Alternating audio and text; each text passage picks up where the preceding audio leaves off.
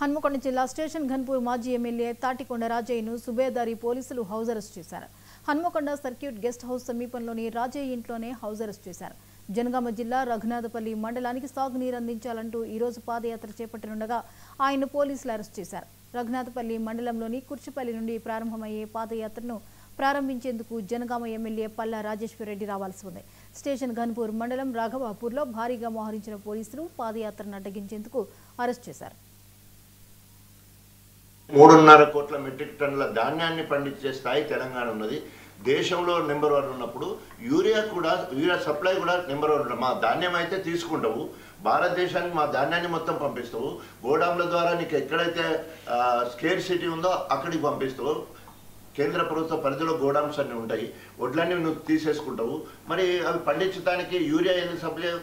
తోడు దొంగలు ఇద్దరు, బీజేపీ ఎన్డీఏ అక్కడ, కాంగ్రెస్ ఇక్కడ. ఎందుకంటే 53 సార్లు పోయినప్పుడు రేవంత్ రెడ్డికి రాహుల్ గాంధీ కానీ సోనియా గాంధీ కానీ టైం ఇచ్చలేరు. కానీ మోడీ కానీ తర్వాత బీజేపీ ఎన్డీఏ మంత్రులు మాత్రం రేవంత్కు టైం ఇస్తున్నావు. మరి పోయినప్పుడు ఏం మాట్లాడుకొని వస్తున్నావు?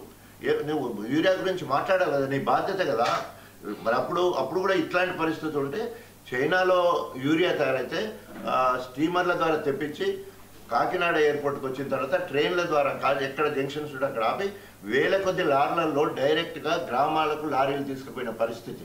గ్రామంలో పోయిన తర్వాత అవసరమైతే ఇంటికి 2-3 బస్తాలు వేసుకుంటూ పోయిన సందర్భం ఉన్నది. ఎందుకంటే ఊరోళ్ళందరూ కలిసి లారీ ఆ ఊరికే వస్తుంది కాబట్టి ఆ రకంగా విత్ ఇన్ నో టైంలో బఫర్ స్టాక్ ఉండేది, అంటే నిల్వ స్టాక్ ఉండే పరిస్థితి కాంచెల్లి ఇవాళ రైతు అన్నమో రామచంద్ర పోయి ఇవాళ యూరియో రామచంద్ర అనే పరిస్థితి వచ్చింది. సో గెలిపోవటంలో సమస్య కాదు.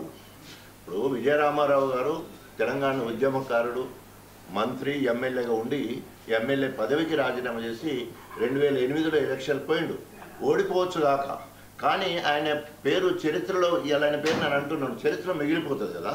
సో నేను కూడా కాంగ్రెస్ పార్టీ ఎమ్మెల్యే పదవికి కేంద్రంలో రాష్ట్రంలో కాంగ్రెస్ అధికారంలో ఉంటే ఆ అధికార పార్టీకి రాజీనామా చేసి ప్రాథమిక సభ్యత ఎమ్మెల్యే పదవికి రాజీనామా చేసి నల్గొండ జిల్లా మిర్యాలగూడ ఎమ్మెల్యే బత్తుల లక్ష్మారెడ్డి